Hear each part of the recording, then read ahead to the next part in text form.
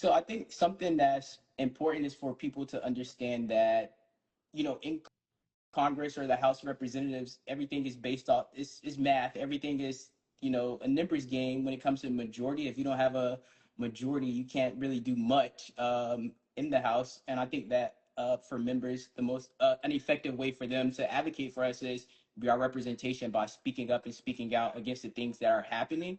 Um, so with that being said, is there any other tools that Democrats have in their, in their bag when it comes to fighting this, what seems like hostile takeover of our government by billionaires, and for people who they don't need these services, they're just trying to get more money for their companies and, enrich themselves? Is there any other tools that that, as a member of Congress you have, or is there anything that like regular people at home could do to aid in stopping some of these policies? Yes, there are other things that we can do as the minority party, not having control of the floor of the House or the Senate. We can definitely utilize the courts, the third branch of government. We have been filing lawsuits as Democrats, and we've been supporting lawsuits that have been filed by other stakeholder organizations, most of which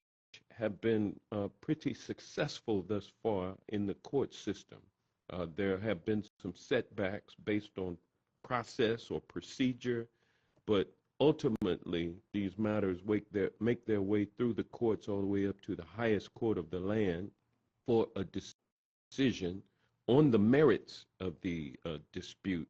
And that has not happened yet. So we still are getting to that point. And the other thing we can help do is to mobilize the people, because with Democrats not being in control of the House or the Senate, and with Republicans being in control of House, Senate, and of course Donald Trump is the president, and you're dealing with a 6-3 supermajority, extreme right-wing MAGA Republican majority United States Supreme Court, it means with those three branches of government under Republican, under MAGA control, it's up to the people to come out and express their dissatisfaction with the way that things are going, with our democracy and our freedom under that democracy going away, and with our economy being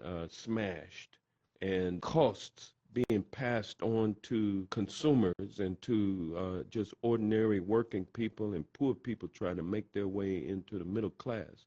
It's time for the people, both from an economic and from a democracy perspective, to unite, come together, and take nonviolent civil protest action to resist this movement towards oligarchy and kleptocracy, where a few rich people control everything, economics as well as government. That's where we're moving towards with great haste. And if we don't come out and stand up and show our disapproval, then it will continue to happen. And then meanwhile, we've got elections that are coming up. And it's not a given that these elections are going to be held, Kelton, because Donald Trump, dictator on day one, he lied, saying he only wanted to do it for a day. He's still doing it.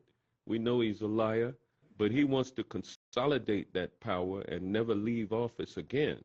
And so that implicates the ability of people to actually have elections. But if we do have elections, it's going to be incumbent for us all to get out and vote for Democrats so that we can take this thing away from MAGA Republicans and start turning it back towards where it needs to be, and that is government of, by, and for the people.